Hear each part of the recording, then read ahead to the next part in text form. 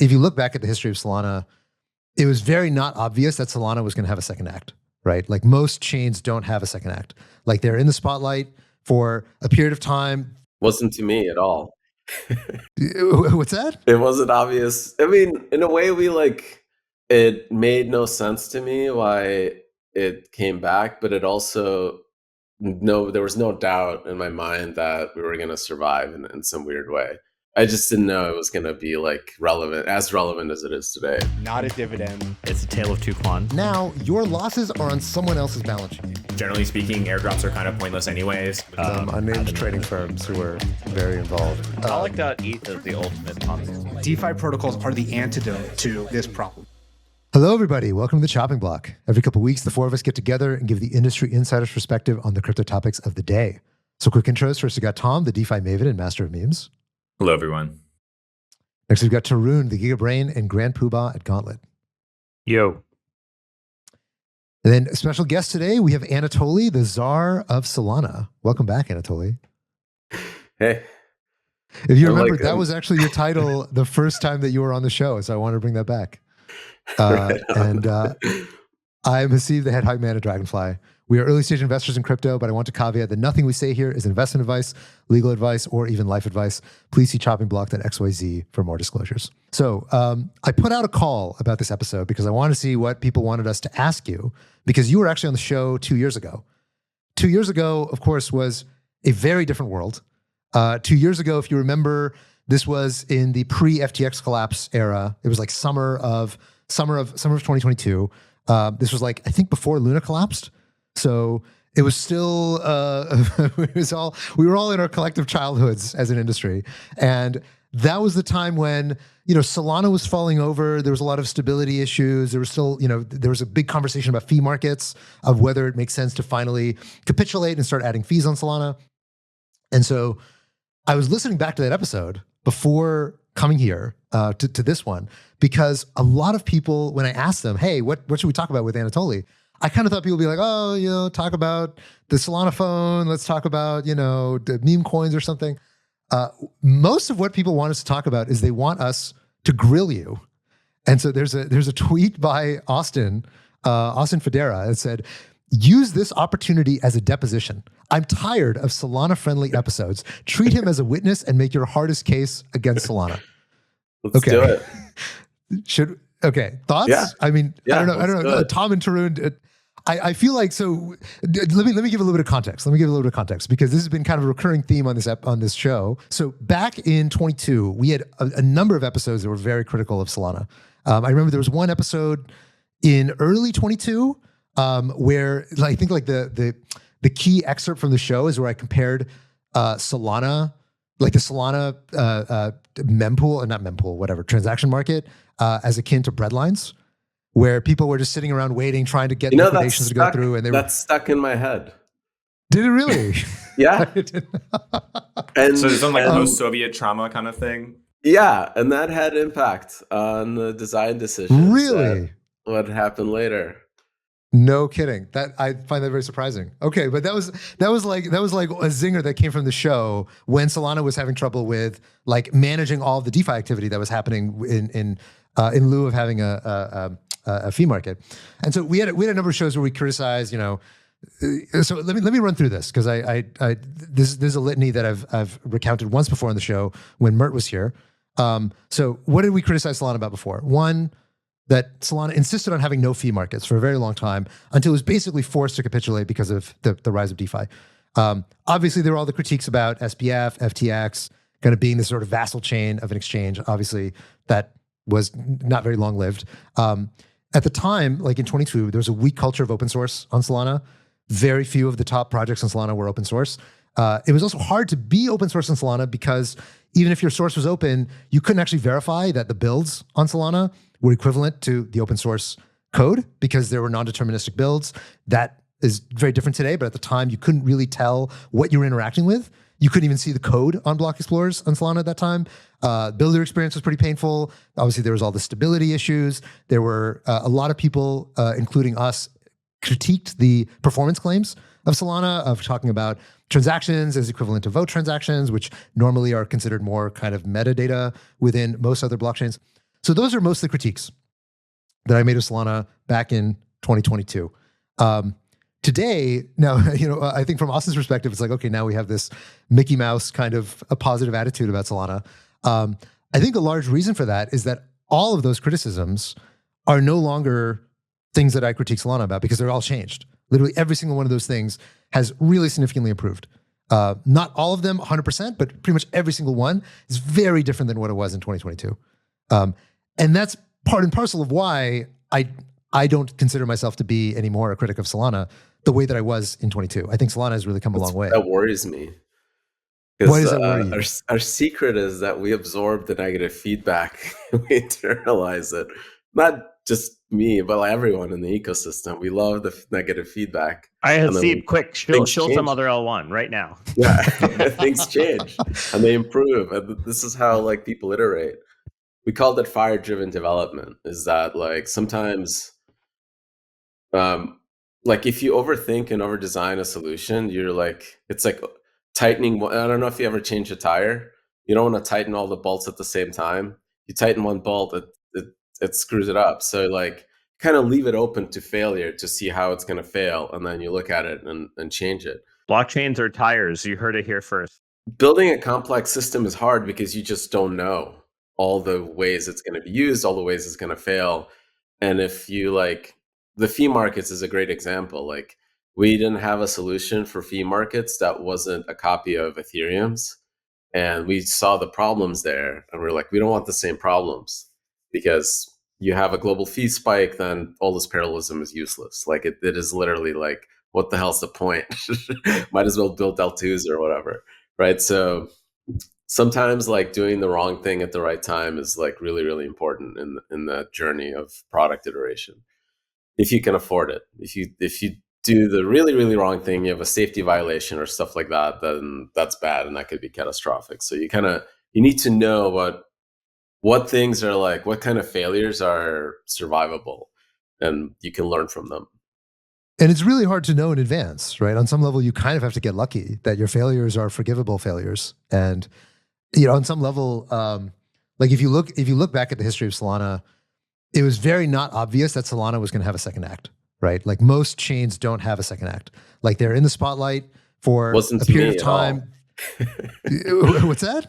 It wasn't obvious. I mean, in a way, it made no sense to me why it came back, but it also, there was no doubt in my mind that we were going to survive in some weird way. Because I just didn't know it was going to be like as relevant as it is today. Yeah, and I guess the thing is, if you look at the way that Solana figured itself, right? Originally, I remember the story you also used to tell about Solana is that Solana is supposed to be the NASDAQ of blockchains. And if you take that North Star seriously, okay, Solana is the NASDAQ of blockchains. That means obviously that one is going to be used primarily for very high throughput financial activity. NASDAQ on the blockchain, not NASDAQ. Blockchain at NASDAQ speed. It's blockchain at NASDAQ speed. All of us got it wrong. Okay, fine. NASDAQ at blockchain speed. So of course, the implication of the NASDAQ is that one, it's going to be very high throughput. Two, it's going to be primarily financial activity happening on Solana. And three, it's going to be serious financial activity happening on Solana, right? Like that's all three of those things are implied by that framing, right? Instead, Solana became first kind of first it became Serum, which was the closest thing to like, okay, this kind of sounds like what you mean by NASDAQ on the blockchain. But then we went from Serum to then, okay, the dominant application on Solana is NFTs and NFT trading, which is like, has none of those properties, doesn't really need to be super fast, isn't really very serious, doesn't it has it obviously has a flippancy relative to NASDAQ that you probably weren't expecting when you were going and building the system. And then now the dominant application on Solana is Memecoin trading. And most of that Memecoin trading is not happening on order book dexes, it's happening on AMMs, which is also like the cheap, the peak state contention, like exactly the wrong way to build the NASDAQ relative to, like, I remember the conversations having with you, I think it was on the previous show, where you're talking about like, yeah, like you don't want that. You don't want AMMs. No, but they are horrible at state contention. But there's state contention if they're the same assets. The fact that you're adding new assets means that you're creating it's that you have to be very clear about that. The state contention for AMM is if you're going for the same asset, right? But here it's like I'm creating new assets all the time. Like that fact that the asset creation rate is faster than the contention rate is very important. Yeah, it is bizarre. So how do you think about this NASDAQ of blockchain thing, given how Solana has evolved? Like, again, I would wish to say that labs or anyone even like that worked for me even was even remotely responsible for any of this. We just unblocked founders. We had no idea what they were building. And the way that you unblock them is like price and features are the two main things. And then content. But like content is what the founders create, so Memecoins or whatever. But like people at labs or whatever, or Helios, they see a customer that's trying to do something and it's too expensive or takes too long or whatever, and they go fix it. And once they fix it, that problem scales out and it kind of blows up. And what people want to do is trade meme coins. They want to trade digital assets. They want to have fun. A lot of this stuff is basically just activity that's fun. I see it as no different than like loot boxes in iOS, right? Like you have $100 billion gaming market that iOS services. They take a 30% fee of that. That's the vast majority of iOS revenue is from those kinds of apps. The serious apps that people think about that Apple is indispensable for is Uber or whatever, because that's the magic that I have a logistics pipeline created in the moment's notice from any point around the world to me, anywhere I am. But like Apple takes like what, 2% cut of that fee or something if people use Apple Pay. So it's weird. The joke that I make is that the number of rational markets is countable, but the number of irrational markets is uncountable. So eventually, this is like your fifth diagonalization joke this month, buddy. That set is going to be bigger in size than the rational size. It's just inevitable. So, like, here we are. Also, I like to remind myself that when Steve Jobs shipped iOS in the App Store, he had to look at the top 10 list and see the fart apps in this beautiful thing that he built and be like, okay, this is what we're shipping with. I think it's actually a very good sign for platforms when they take on a life that was like not predicted by their creator. Like, honestly, if you look at a lot of the ideas and apps that like Vitalik gets excited about, they're kind of crap. It's like DID shit or like Reflexer and just like kind of like useless garbage, or just like they're like bad product ideas versus the stuff that people actually use. Or like Instagram actually, when it started to get really big, it was not latte art pictures. It was like memes and people posting their marketplaces and the shit they were selling on Instagram. And like, you know, it's like, okay, this is not what it was really designed to do, but people are sort of hacking it to do the thing that they wanted to do that the founders didn't really imagine. Yeah, I mean, the other thing that was interesting was I was like reading all these.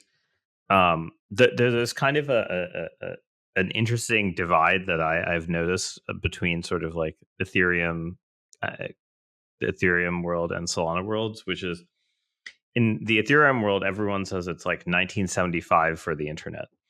In the Solana world, everyone says the 90s because meme coins are like porn taking up all the bandwidth. Like we had to build the fiber to like make the porn faster, which I think is like the same as like having to have enough capacity to have more meme coins.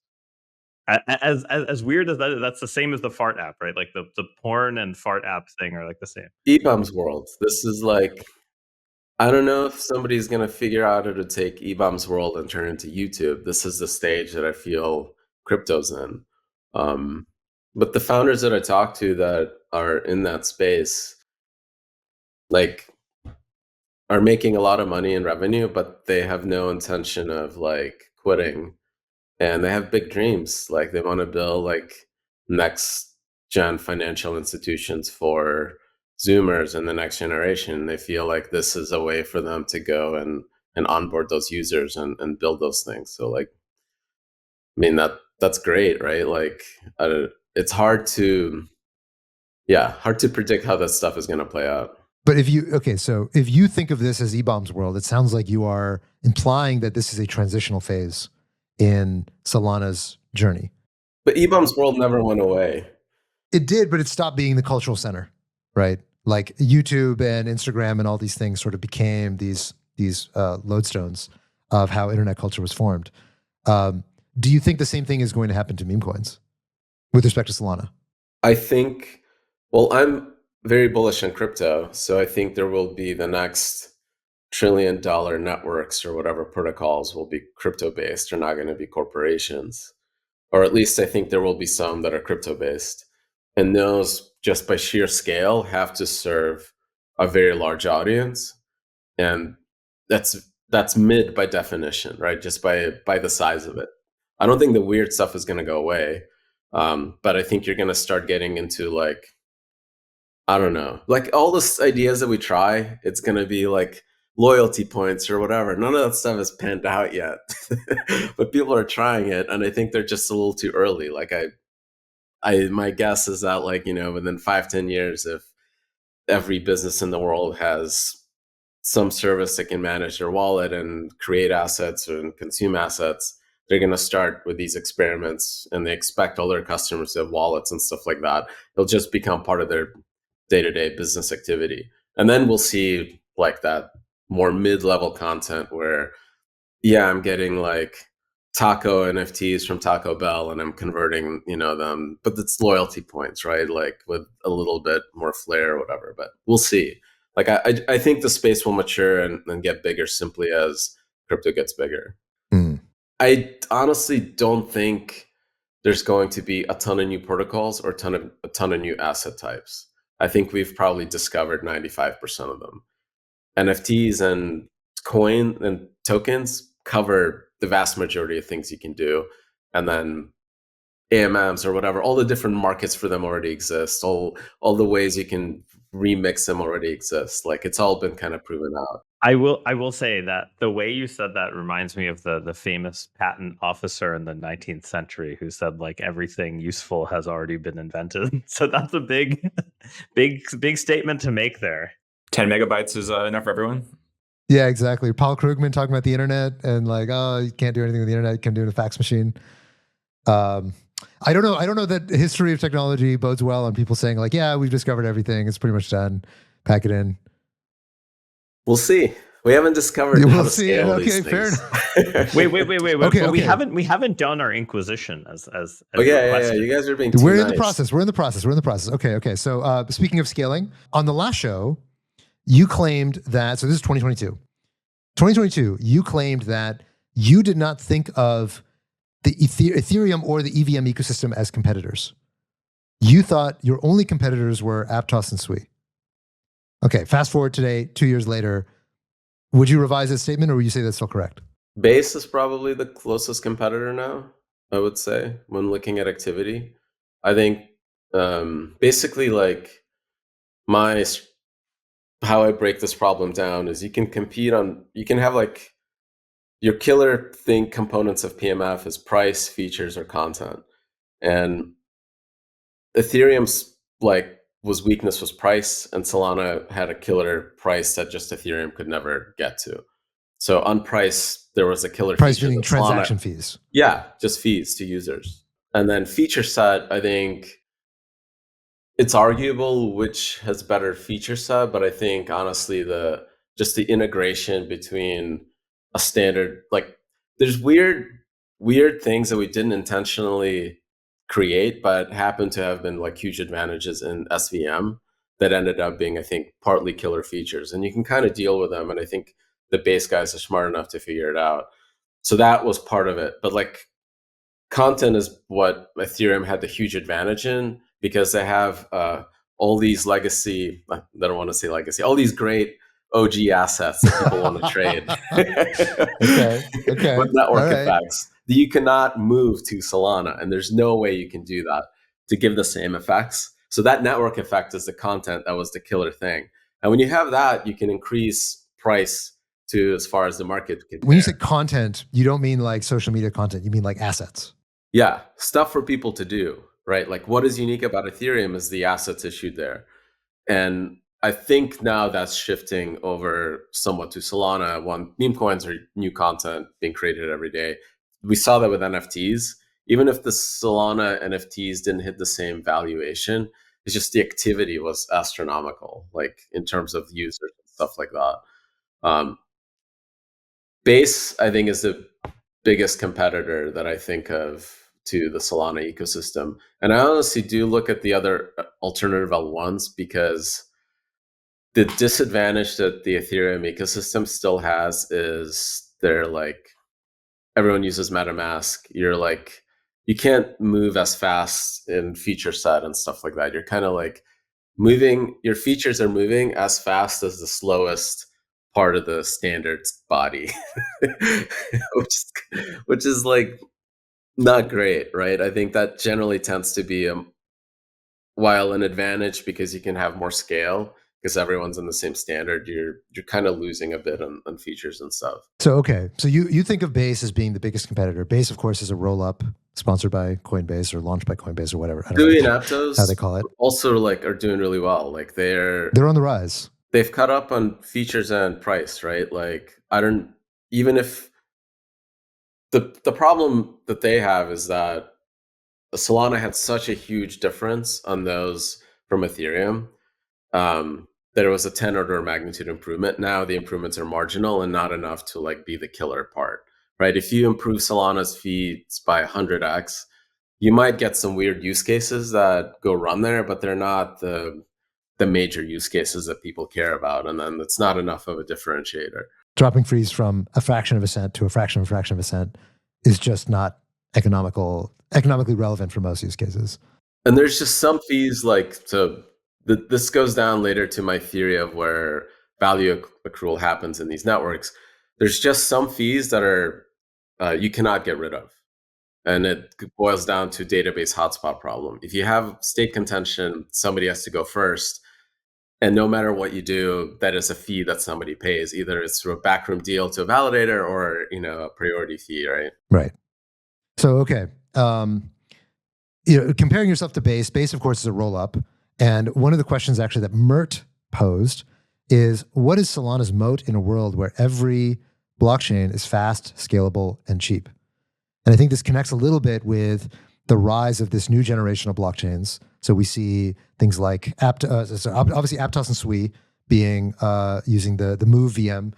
You also see the rise of things like Monad, things like Mega ETH, which of course is a roll-up, and of course Base, which also has very high performance, very low latency because of the sequencer setup.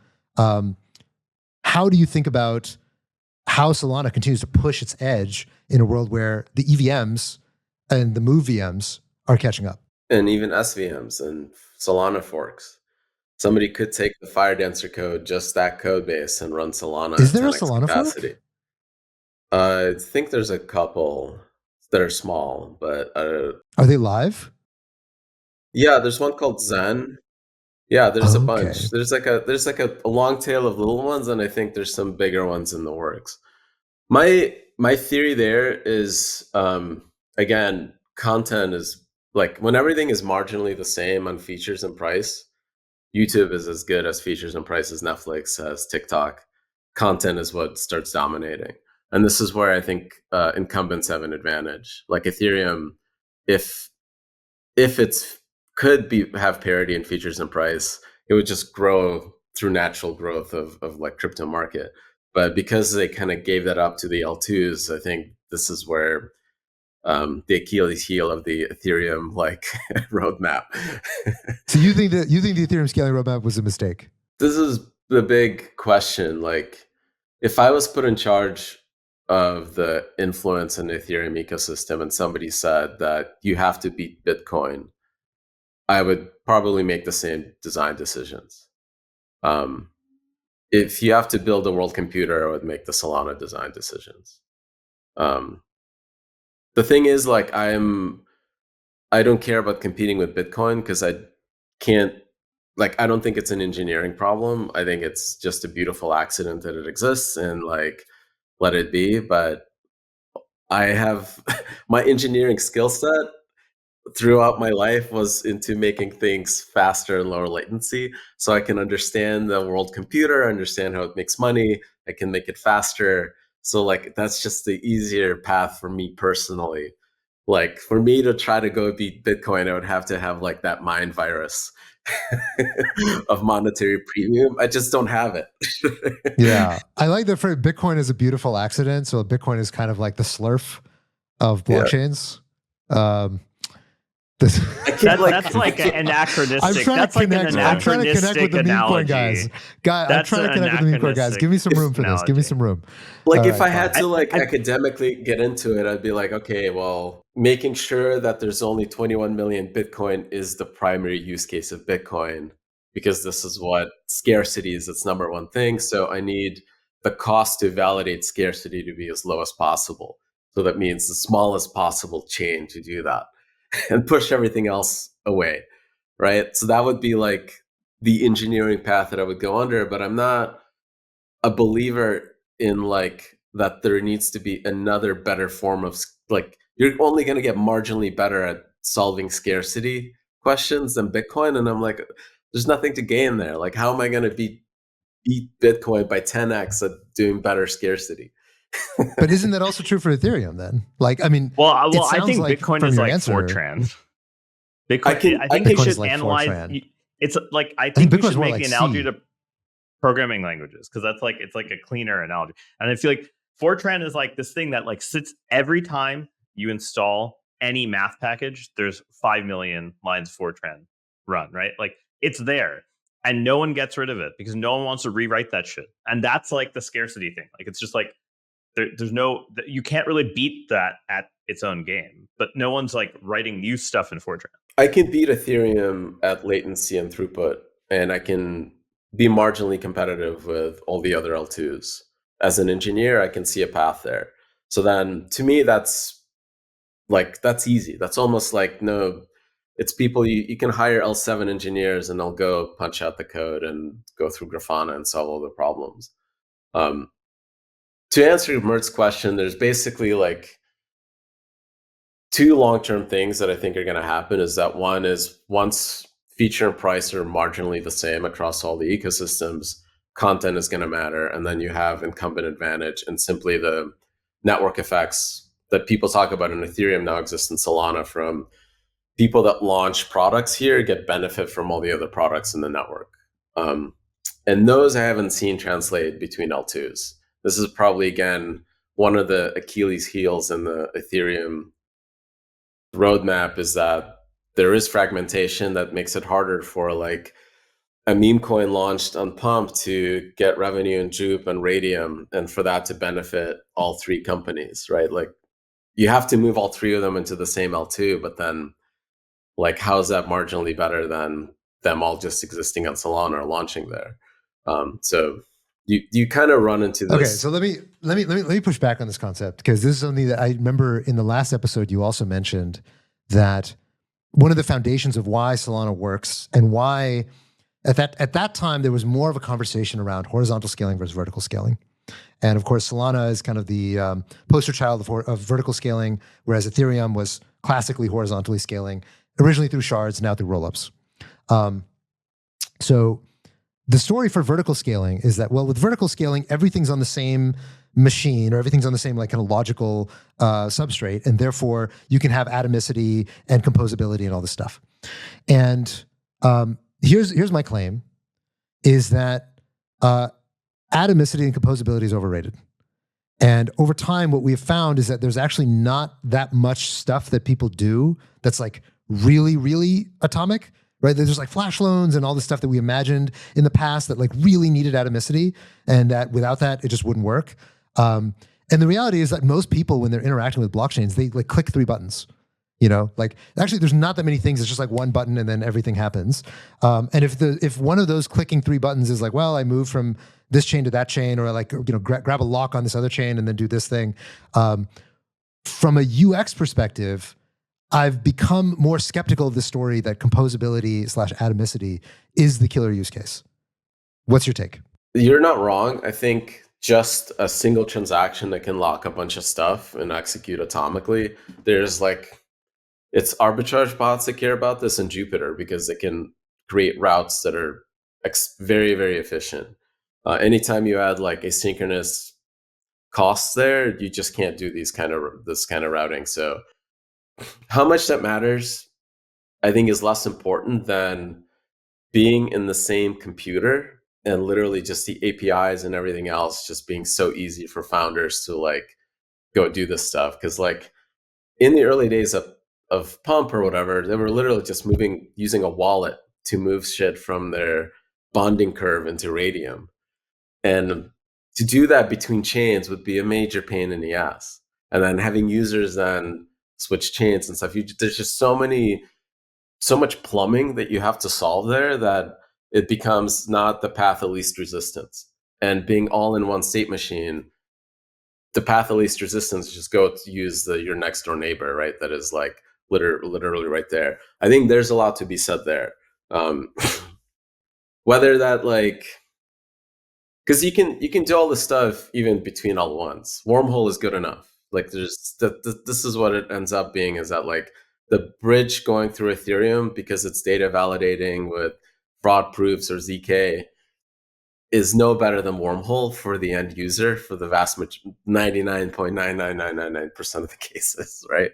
What do you think of then, like the relationship between apps and chains? Because the other sort of recurring topic is, sort of like audience capture or platform risk for applications, where it's like, yeah, you get big enough and you spin off and you do your own chain. And, it's like people who are trading on Pump, it's like, okay, they actually think they're trading on like Phantom or Photon or Trojan. They don't know that they're on Solana on this thing. It's just like, yeah, we're trading coins. What's to stop them from leaving, which is kind of a trend that we've seen in other chain ecosystems? I think the chain needs to have enough bandwidth so the extraction is basically so low that it doesn't make rational sense to leave. Like if you're... Well, I think it's not so much, hey, this is a rent-seeking relationship with the chain. It's more, yeah, I get a premium if it's Pump chain instead of Pump the app, and like that's kind of the incentives that we've seen. I think in part why people are leaving to start app chains, internalizing the MEV. Yes, that too. I don't think the MEV can be that big of a revenue source compared to a chain that can charge a percentage on the value transfer. Like ultimately, they have the most control about value capture, and the MEV is going to be like a fraction of that. And like, so I think it's going to be a better split than Apple and their 30-70 split. My guess is closer to like 10-90-10, but like the goal of the chain is to create an environment where it is as low as possible. And in my dream, the apps have the biggest validators because they're capturing part of that MEV anyways. And they can easily just like do that. They run a validator and tell people to delegate there and they earn a return. So like in some ways, like if you care about MEV, you can just go boot up a validator and get halfway there just from that.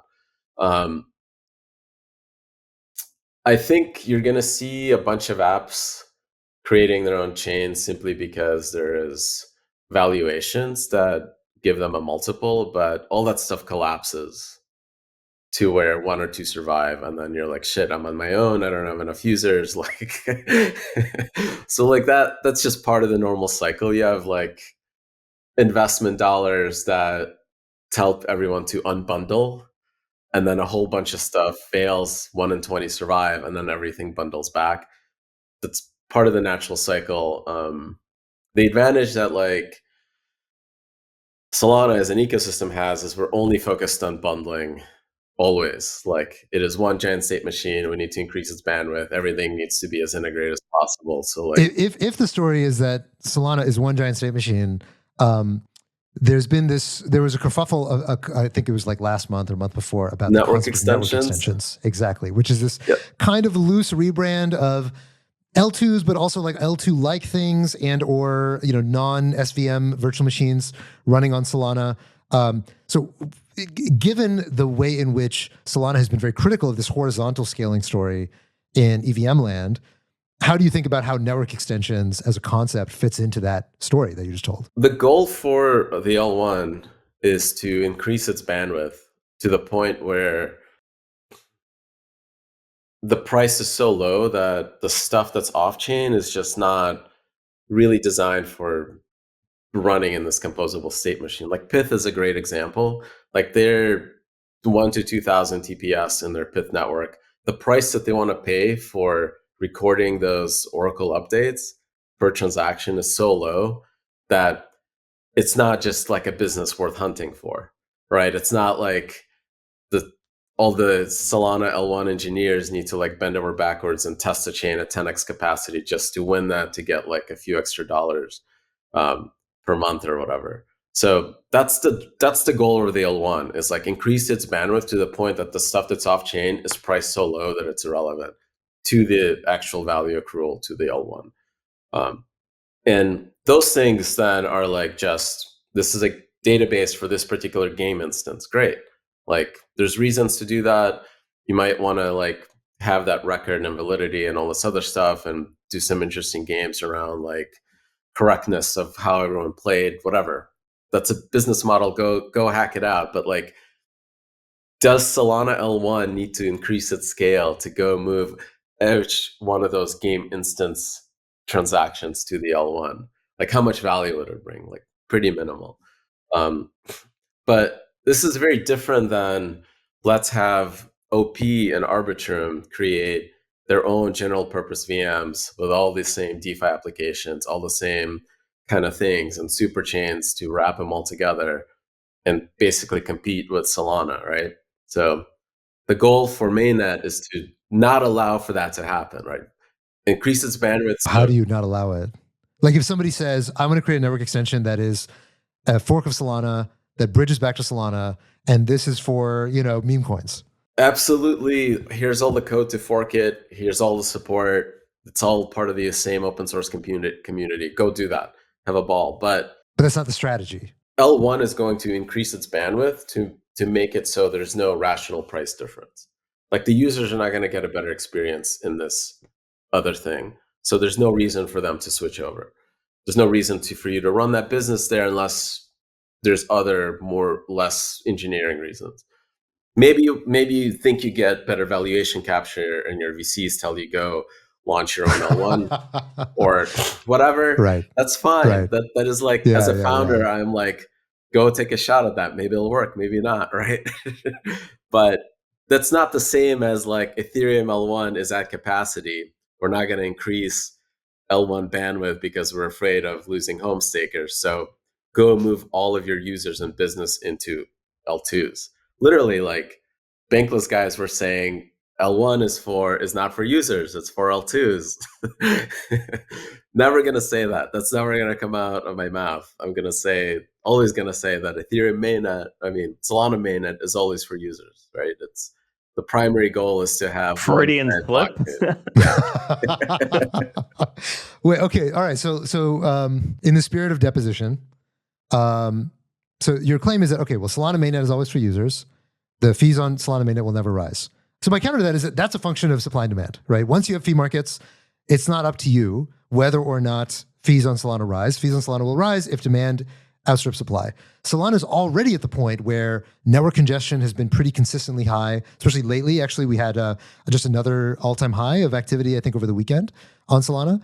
And the stability of the network has been much stronger than what it was a couple years ago, but there's still a lot of network congestion such that many transactions fail of just normal people trying to send transactions through RPCs.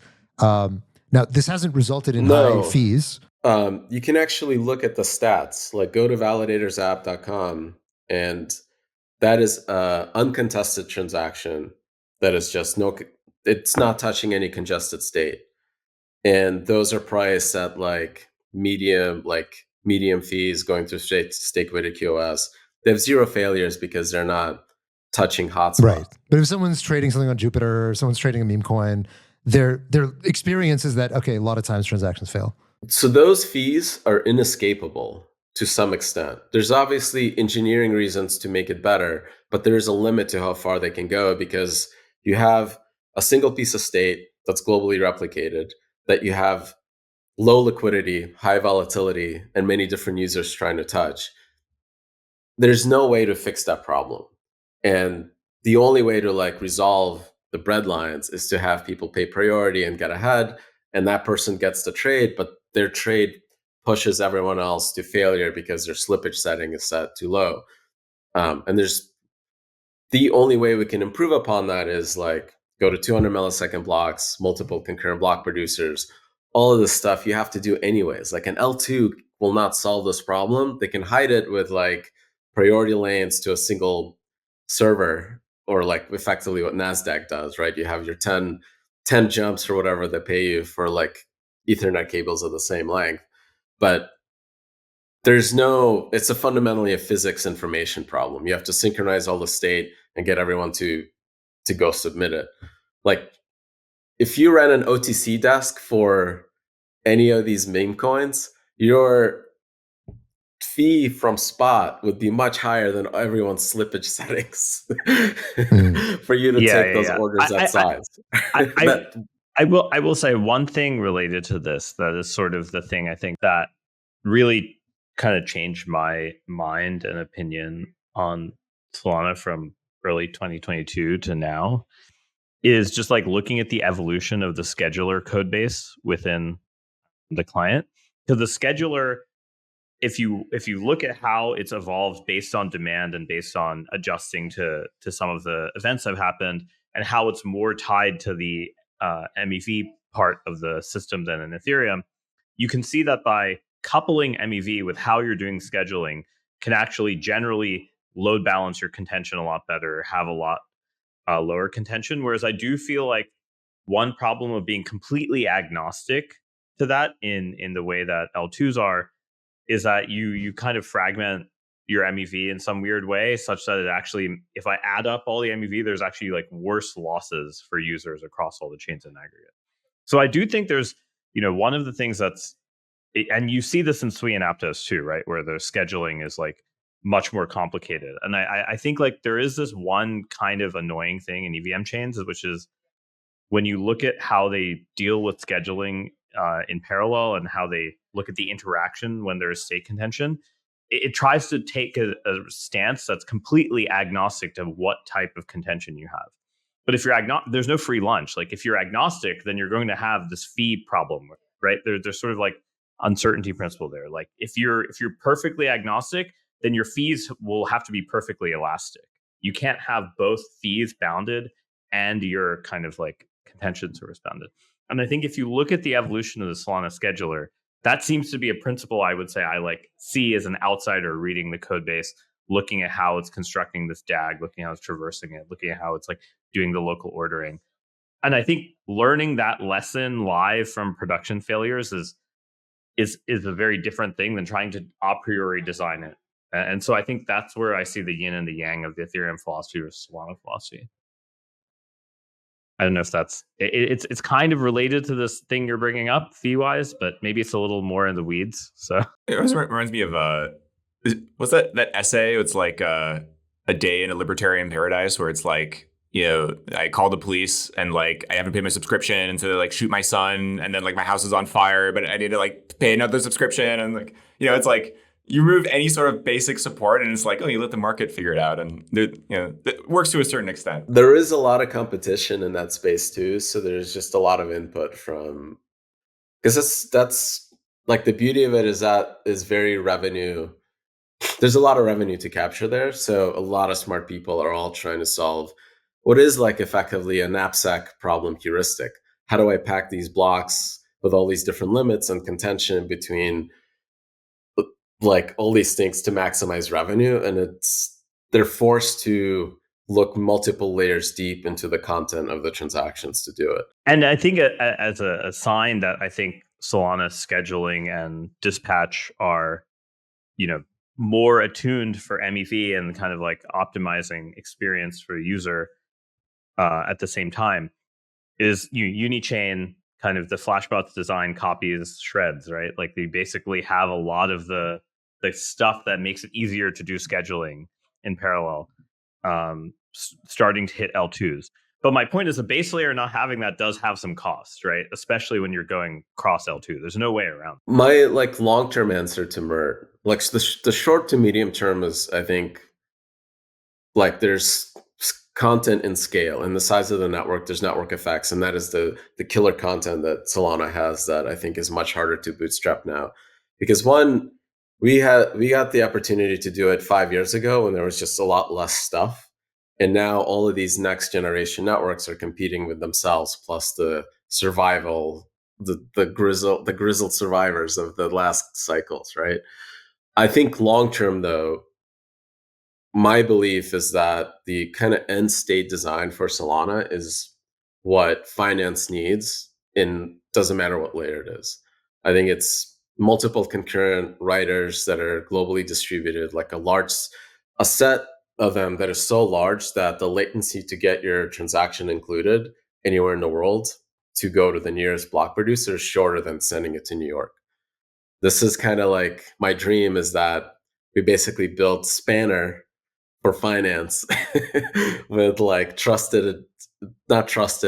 minimized atomic timestamps for all the important financial events, and all the stuff gets zipped together and priced as efficiently as possible. That's, I think, the end state for finance. And it doesn't matter if you do it in L2 or not. Yeah, you made an interesting point that your claim is that, okay, part of the answer to Mert's question of, how does Solana win in a world where everybody can catch up with respect to performance and speed and scalability? The answer is, in part, we got there first. We were the first ones to figure out that this was the thing that everybody really wanted, and we just delivered the fuck out of it. And I wrote a tweet a week ago where I talked about that crypto doesn't really seem to have a first mover advantage. First mover advantage, I think in general, is kind of a bit of a meme in that it doesn't really exist across most markets. But I think what you see in crypto is almost like, instead of a first mover advantage, it's not quite a second mover advantage so much as a second cohort advantage. Is that the first cohort, these are the pioneers who like go out and make the first set of mistakes. So this is the people who basically immediately followed Ethereum.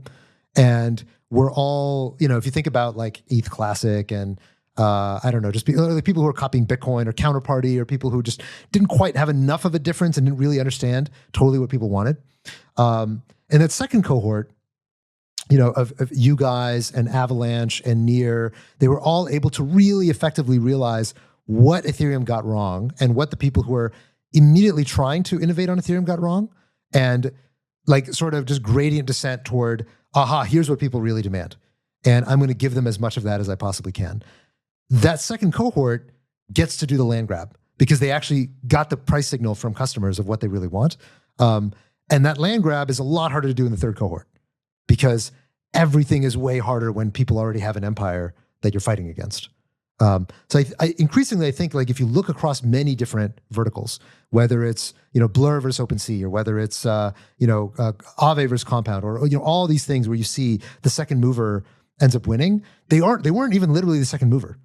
In many cases, there were many other movers who came after the first mover, but they were part of that class that got to observe the first mover and iterate against them.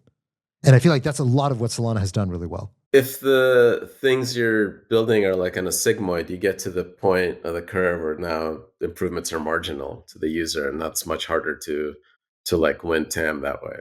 Totally. Although to your comments about new content, right? Like, if this is still eBaum's world, then there's still many networks that are created after that where like they had completely new content that didn't get copied fast enough, and then they were able to create a kind of new niche moat, right? Like, you brought up the YouTube example. I also think of Vimeo, right? Like Vimeo, even though it's small, has a much smaller but like highly paying user base, and like has somehow survived from that. And I kind of think like it's not clear that everything, that all the content that ever needs to be on chain is already known. Like I feel like that's the one thing I will disagree. I didn't say content. I said asset type. I think everything will probably... That is sort of the same thing. I think that is kind of the same thing. It's going to be a token or an NFT. Like even LP positions in Uniswap or NFTs. Like... I just think it's going to be more like state is going to be less fixed, and it's going to have more streaming like behaviors. Where it's like the rest of the internet. You look at the 90s internet, it's all static content everywhere, right? And then it became dynamic content. I feel like there's some notion of an asset type we don't know of that is that transition, right? And that completely changed how people made websites. That changed how people. Yeah, I'm going to take Anatoly's side here. Is that I don't think we are going to discover new types of content. Like if you think about streaming, like it wasn't as though streaming was inconceivable in in the 90s, right? It was just hard. It's just we didn't have the bandwidth for it. But like all these kinds of content, short form video, long form video, images, games, these were all concepts that were readily available. They just didn't have the bandwidth for it. But it wasn't just bandwidth, right? It was a lot of like routing, a lot of like other types of optimization, a lot of like local caching. Like my point is like there's a whole system of optimizations that isn't just these are all strictly very bandwidth. incremental. These are like very primitive interfaces too. It's like saying, oh, the internet still runs on HTTP, you know? It's like, well, yeah, but the stuff that people are using it for today was like not really imaginable, 30 years ago. And so it's like, yeah, like prediction market tokens might be tokens, but that's not really how people kind of conceived of tokens. Yeah. That's kind of why I'm like, I don't think look a lot like yourself to like there's no new asset. Yeah, look, I too can also call H-tons on a bit string and shove it somewhere and send it somewhere, right? That's not the notion of content, right? The notion of content on the internet is actually the entire, abstract thing. It's not just like the bytes that are sent. It's like how you interpret the byte. In the same way, I don't think the notion of a single token is like the end all be all in the long run. Sure. There may be kinds of tokens that represent things that are surprising to us that they end up on a blockchain, or surprising to us that people care about them or that they're valuable. I think I agree with Anatoly here that I think this is going to be a relatively small pocket of what happens in blockchains in the next 15 to 20 years. Like the reality is that almost everything that we see working today, how much Red Bull do we want to bet old idea. Hold on, let me finish my point, and then we can conceive a bet if you want to take one. I'll take. Almost everything we see that works on chain, that has any meaningful scale, is an old idea. Dogecoin is old as shit, right? Stablecoins old as shit. Prediction markets old as shit. These have all been around for a very, very long time. Now, like the way in which meme coins are happening, or the way in which we see these individual stories playing out, are surprising. The details are difficult to anticipate in advance, but is the idea that like, yeah, we'd be using them for real world assets and stable coins and treasuries and meme coins and da-da-da. No, all this menagerie of things that we might buy and sell on chain, we figured it all out a long ass time ago. In the same way that people talked about there being TV on the internet and voice over IP and all this stuff, old ideas. These were not like, oh my God, in 2006, we suddenly discovered that you could put video on the internet and it changed everything. Bonding curves, AMMs, CLOBs, all those things cover kind of most of the market. I think, okay, the reductivism to everything as a token or NFT is like missing a lot, right? Like the examples you gave, like I'm arguing at a stronger level than that. I'm not arguing, okay, yeah, token. I'm saying literally the use cases for the tokens have almost all been articulated in the past. That drives the requirements for the chain, right? Like this is kind of the biggest flack that we get is that Solana SVM development just sucks ass. It's a pain in the ass. You have to like spend a lot of time onboarding it. But to a business, to like those developers, they're not the important developers. I love them. They're all important to me individually, but they're the plumbers. But pretty soon there'll be AIs. That part I don't know about, but they're basically building Windows drivers, right? It's the people that consume that stuff in JavaScript, and as soon as that stuff is in JS, that's the developer experience. It's like the company that takes a bunch of JavaScript code and glues it together. They don't give a shit if the developer spent 2 nights like on Red Bull optimizing SVM stack allocations or whatever. It's all already in JS to them. All that stuff is hidden and gone. So like the developer experience that matters is as soon as you're done with smart contracts, it's like all that stuff is already baked. And like the number of smart contracts you need to write gets smaller and smaller every year because there's already a token implementation. And when there were a whole bunch of weird things that people wanted to do with tokens, there's now token 22, right? Or token extensions that cover that tail. And I don't know when the next set of tokens will need to be written, but maybe 2030, right? Like, like just the amount of like featurization that you need to do in the driver level in the plumbing gets smaller and smaller every year. And that drives kind of the design decisions and everything else that people need to do in the L1. Do you need more VMs? Do we need WASM? That seemed like really important 2 years ago, that we're going to need to support multiple VMs and all this other stuff. But yeah, that optionality, I remember that being a big story a couple of years ago. It's just there's no demand. The entire 2017 ICO boom was about alternative VMs. If you think about it, there's like pretty much why everything ICO was like we're a VM. VMs running sideways. Well, there was like supposed to be a move VM within Solana and all this other stuff, and there was supposed to be interoperable. I totally forgot about this. The team that got to mainnet was Neon, so they have like an EVM implementation, but that's like a virtualized EVM, right? That's not at the that's not like a side a sort of parallel VM. What the 99% developers want to do is they want to create a token, and there's already an implementation of tokens that nobody even like forks and re-uploads like they do on Ethereum. They literally just use the API, create new token in JavaScript, and they're done.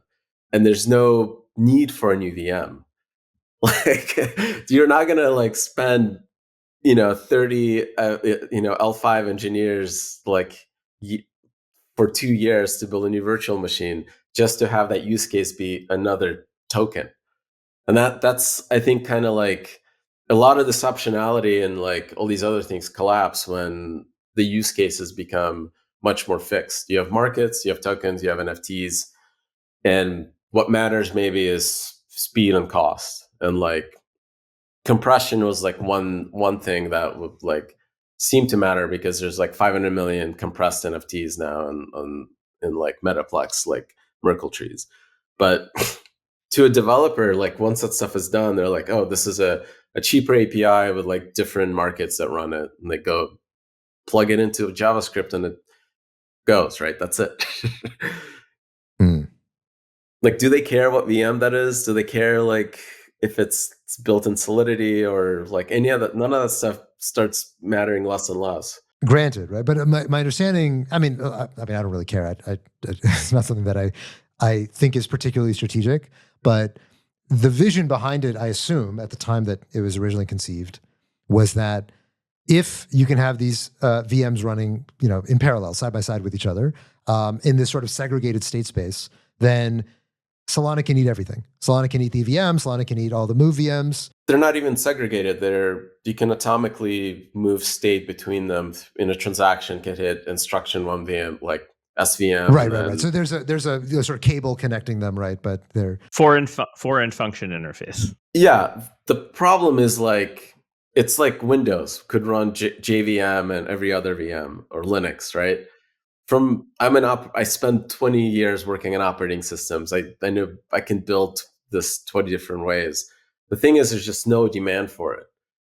What people actually like, weirdly, what happened with SVM is it's a very restrictive environment. There's no interfaces, unlike Ethereum. So once there was one implementation of token called SPL token, there was no second or third implementation that ever got any meaningful market share. Because everyone would literally just use the JavaScript command to go create another token, just call the same program. And in a weird way, that allowed for the success of things like Pump and these other things, because when you're creating a bonding curve or whatever, or a market, you can consume any instance of SPL token because you trust the implementation. There's no way for implementer of that interface to screw up or maliciously code the implementation to go fuck with your customers, right? If you're the front page for the markets and you're presenting markets, you have to basically allow list every version of ERC20 to make sure that when people click deposit LP capital, they're not getting screwed because somebody like made an implementation that steals their funds, right? That by the sheer like weirdness of SVM, that just doesn't happen because everyone just reuses existing primitives. So there's no optionality that devs actually need. There's no need for another VM because what is it going to do? Is it going to build a better version of token? like what, if there was literally demand for a VM to go do something, like you could just code this up into one standard implementation that everyone reuses, and that plumbing work is done as soon as it's in JavaScript. So weirdly, I think some shortcuts that we took by skipping all these things that made a lot of sense to Like if you were to tell me like these choices that you're making are actually going to end up beneficial like 3 years later, I would not have believed you, because as a operating system designer, a VM designer, or whatever, you want to give developers maximum optionality. That is just kind of like this developer instinct. Like I want my devs to have the most widest power tools possible. I want them to be as pluggable and whatever, yada yada. That ends up actually being a net negative in smart contracts. You want to limit the contracts to be as as harder to modify, like as easy to like basically what we're trying to do is like make it easier for businesses to talk to each other with the least amount of friction. And that means you're standardizing over implementations that are everyone agrees upon are correct and cannot be attacked. Okay, so let's switch gears a little bit and let's talk about phones, because I know this has been a passion project of yours, and I know you have a long background working in telecoms. So Solana originally there was the Saga phone, and actually when we brought you on 2 years ago, one of the topics that we discussed was Saga, the original Saga phone, which was back in 2022. So a brief history of the Saga phone. Saga phone originally launched, had okay sales, didn't fully sell out. Then Bonk, the meme coin on Solana, launched and did an airdrop to Solana phones. All the Solana phone, original lineup of Saga phones sold out because Bonk just ran up so much. And basically the phones were worth more than the retail price. And so a new lineup of phones has now been announced called Seeker, Solana Seeker. Seeker is going to be launching in 2025, and there have been 140,000 pre-orders, which is pretty incredible number. How many total sold of the Saga phone? 20,000. 20,000. So a 7x jump in the total amount of, at least in the pre-orders. And these are full price pre-orders. This is like the pre-order is a full price of the phone. Right. So this is like 50, 60 million in total pre-orders, I believe. Yep. So pretty incredible. Mostly numbers. USDC too. We're like the probably the number one merchant for Circle. Nice. And it seems like many people are anticipating that there will be more airdrops, and there's like an NFT that's now bundled with a phone to like make it very easy to airdrop to phone holders. So seemingly in response to this, just in the last week, we had the announcement of an Ethereum phone called ETHOS. And this Ethereum phone, it's derived from Lineage OS, a fork of Android, and it's a mobile device for Ethereum on-chain dApps, runs a light client runs an Ethereum light client, and it's seemingly not gotten anywhere near the kind of reception that the Solana phone has gotten. Tom, I don't know, you were making some comments. What's your take on the new Ethereum phone? Well, I mean, they call it like an EDC because I think they're not trying to position it as a phone. Like they don't really sort of hype up any of the. So what is an EDC? Like everyday carry. They're trying to invent a new category, I think, and I think they're downplaying any of the sort of telephony kind of stuff. I think they've actually kind of. I don't know how much of it is actually shipping with the phone. Is this like one of those AI like the rabbit? It's a little bit like a rabbit. Kind of shipping a phone sucks. The certification costs, like all of the stuff, like 20,000 units is a loss effectively. Like so, basically, you need to break like 100K units to not be a loss on the just building out the hardware. So we debated heavily on whether the Saga should have been like a non-phone, like kind of to skip all the certification, all this other stuff. But my feeling is that like the prize, the biggest prize is taking a meaningful chunk out of Apple and Samsung, a Google kind of ecosystem by building an alternative app store with devs and you need this to be a daily driver, kind of thing. So if you're gonna go build hardware, might as well. If you can afford it, might as well go like take the bigger swing. What do you think of the ETHOS phone then, Anatoly? Given that my understanding is that Saga as well as Seeker have been your personal passion projects. I don't know if it's gonna like. I feel like I want to give those guys a hug. Oh, that bad? No, like they're not because of like it's just the journey of building hardware sucks. Like it is so painful, and like I want them to succeed. Like I never want to tape out a chip again in my life. That was like the worst experience ever. like if they need any help with anything, I will happy to like give them all the support that we have, and then with their hardware journey, like whatever resources we can give them. Like I think it's just such a painful process, and I hope they succeed, because I think if you can find an opportunity to create a new device category, that's huge, right? Like that. But it's really, really tough because you don't just, the iteration cycles are so slow. And this is why, like, especially going for a new device type, the obvious question is, why isn't this just an app effectively? Or a light client. Or like if you have a really good light client, can I just have a mobile app that only uses the light client? And like, why do I need I get it for the TE and the custom hardware piece. So like, how do you differentiate like the needs of the phone between those two? So I sincerely wish them like the best of luck, and like whatever, if they listening to this, if they DM me or whatever, I'm happy to connect them to all our hardware people and help them in any way. I think it's just going to be hard. And it's really hard to predict success or failure there. But for us, like the thesis remains the same, is like Apple and Google are going to fight any kind of like open app stores tooth and nail, and it's going to be like act of Congress effectively, I think, to really open them up. And even if they do, like they did in Europe, the fees are like, I don't know if you saw their docs on like, if you link out to pay through the web, you have to pay Apple 28% and then show them all your books and stuff. It's just insane. This is definitely going to be a long fight before we have like the final version of all this. So crypto is disruptive because it can create digital scarcity, and that changes the revenue model for people distributing digital assets. So you don't have to be as reliant on this giant distribution channel to find the 1% of your whales. I think the interesting part here is that you can literally give a whole bunch of your digital assets to your whales to move them over to a better platform with lower fees. That's the idea. That's the thesis. Maybe we saw like a sliver of that with Bonk, because what we saw was people that received Bonk sold the Bonk and bought the phone because they were getting the equivalent Bonk back. That was the weird part that happened. It wasn't that they were like, because like the arbitrage doesn't make sense. You're paying $1,000 to get a phone a week later on this meme coin that is priced right now. Like most people are not dumb enough to do that. I mean, you could short the meme coin.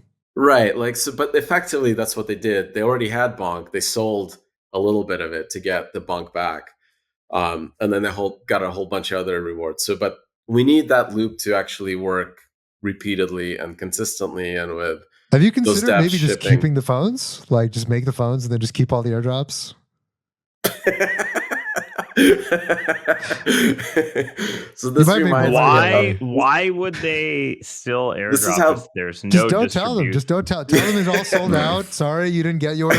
We're finding you. Keep all the phones. Get all the airdrops. You announce the addresses first. Well, I will invest. If you do, I will invest in this. I will invest in this if you do this. This seems like this won't work, because like, this is why how would Bitcoin you get miners the airdrops? The Bitcoin mining ASICs of 2016. This was my first drug. Was this company that made one of the first ASICs. They taped it out and then they mined for 6 months before they sent it. That's the game. If I remember right, delay the delivery so long that you get the airdrops, sell them, and then give people their phones. If I remember right, that was Avalon, maybe. Yeah, was that Avalon? I feel like that's what I remember. If we can get like 1 million units out with a developer ecosystem that is competitive in revenue to anything remotely of that ratio of Apple and Google, that is such a bigger prize than picking up, meme coins in front of a steamroller. Bonk has done pretty well. I don't know. We'll see. But all right. I respect that. Okay. So we're running up on time. We were originally planning to talk about news. So we were originally planning to talk about Trump's failed World Liberty Finance raise, as well as GOAT token. We've had no time. We've spent the whole time on this deposition thing. Well, first I wanted to take How do you rank that deposition? I'm sure you've been on a lot of it was weak. deposition podcast. What is the worst thing about Solana? What do you guys think is like the Achilles heel? I'm telling you, I'm not that critical of Solana anymore. Here's my biggest criticism. Here's my biggest criticism of Solana is I think you guys do not take criticism that well. I think you take criticism very well. I think most other people in Solana my biggest criticism is you can't take criticism. There you go. There you go. I mean, I think it's very valid. I think it's very valid. Here's the thing. Solana still feels, I think, internally like it did in 2023. Right. I think internally they feel like a sort of. It's just like. Okay. No. What I mean is that they feel like a minority. They feel like they're sort of on the back foot. They've been through a lot of pain, and I think they hold on to this mentality, which is very real. Right. It went through a super tough, dark night of the soul through 2023. But Solana now is the big boy on the block. Right. Solana is fucking $80 billion. You know, it's a massive network. Terrifying. It's a success story by any stretch of the imagination. But I feel like psychologically, the Solana community doesn't feel like that. They feel very like, you know, sort of high on their guard. And I think that could stand to improve. Every founder needs to feel like they're a wounded, hungry animal. And winter's coming. Okay, I have a criticism that's not as dumb as Hasib's, because Hasib's is actually kind of stupid criticism, to be honest. Great. I'm going to be very blunt. It's like, okay, fine. Great. I think Fire Dancer is a bit of a LARP / useless. I actually think like Agave and the Jito client are actually sufficient, and that I think it's awesome as an engineering project. It's awesome as an engineering project. I don't think it will change any developer or user's experience on the network. Absolutely not. So that I agree with you there. But what it does is a second implementation literally means that the bus factor is not 1, it's 2. Just the probability of a catastrophic bug, like a Geth bug, goes down like exponentially. Binance can run both nodes. Coinbase can run both nodes. Wormhole can run both nodes, and but keeping development cycles synchronized on new patches in response to events, like making sure all the people. I think you really do slow down your development process this way. I 100% agree with that. I mean, maybe that's almost certainly true. I almost feel like they should be able to ship faster because they know that another team also built this thing. And the probability of them divergence between Reth and Geth is a great example of this. But liveness is not as important as safety. Yeah, but that's the thing. You have so much experience in software engineering among organizations. When you have 2 organizations that have to agree on how to build something, of course it's going to slow down. There's no fucking way you're going to move as fast when you have a single implementation that you can kind of be, you know, benevolent dictator. Liveness is not as important as safety, obviously. I think the difference here with Solana is that everyone is like okay with a liveness failure, like a future one. Like we're willing to eat that as an ecosystem. Everyone is like internalized those to the point they're like, if it means double the capacity, block capacity, or if it means no safety violations or whatever. So like be it, right? Obviously trying to minimize them and do your best. But if there's a fire, like we need to double block capacity next week, and both Fire Dancer and Agave ship implementations, and 3 months later they diverge because they rushed this out, like everyone has kind of internalized that cost already. I think you split developer mindshare though. And like, don't get me wrong, Fire Dancer from an engineering standpoint is very beautiful. I think it has like the best Reed Solomon implementation of any client anywhere in crypto. Like if you look at that thing, it is like by far the fastest. It's very efficient. You can tell KJB wrote it. And I just like, but I kind of look at that. I'm like, okay, great. We've really optimized the wrong. We focused all these really smart development cycles on redoing, like forking and doing the same thing twice effectively. Right. Like, and I get that there is a benefit, but there's also this like cost of future features you can add, but with that you have when you divert people's energy. My counter to that is, if anything, Fire Dancer showing me that all this other stuff is marginal. That you can't just like if the performance that we saw at like Firedancer demo, 1 million TPS, if that was on mainnet now, would anyone give a shit about any other protocol changes, like at all, ever? It's done. I mean, it doesn't certainly matter. I want to see that in a realistic setting where you're getting right, but like, DDoS and spammed. Sure. To be clear, those are all like day-to-day engineering problems. But like from a protocol perspective, how much do you care about anything else? Like all these other improvements have become so marginal compared to just raw horsepower that does it even matter to change anything? I do agree that if Firedancer is successful at achieving that type of number in production and it becomes the default client, it does become much harder to Mert's question of what is the moat to get around that. On the other hand, there's this problem that two clients could also slow down your feature development that makes it easier for developers to write new software. Like your DevX might get worse because now I have to support two platform interfaces. And DevX like DevX was a point. DevX doesn't matter. Okay, all right. But my point, guys, we're on time. We've just hit that. We should have started with this. That would have been like, yeah. Tarun wanted to slow roll you. What can I say? Yo, you guys were rolling for so long. I was like quiet, saying nothing for a while. So like, how about this? We gotta bring you back at some point, and we'll do part 2 of the deposition. Until then, I want to say congratulations on all the success. A lot of respect for of course the Solana ecosystem and for you in particular. I think I said this last time to close out the show, but I think you are one of the treasures of the crypto industry. Not a lot of founders who've gone as far as you have. Not a lot of founders who've gone as far as you have this kind of positive sum, optimistic mentality, and I think it does a lot for an ecosystem that can sometimes be jaded and dark and misguided. So I want to say we all appreciate you for that. And we welcome you back on anytime. Appreciate you want it. to enter back into the lion's den. And hopefully Raj doesn't. Hopefully Raj does eventually realizes this isn't the hater podcast as he's once called it. Well, Solana seems to think we're the hater podcast, so we just gotta own it. We just gotta own it. Although somebody also did say we're Solana VCs now, so we kind of we're sort of a chameleon that way. Anyway, all right, we got to wrap. Thank you, everybody. We'll be back next week. Yep.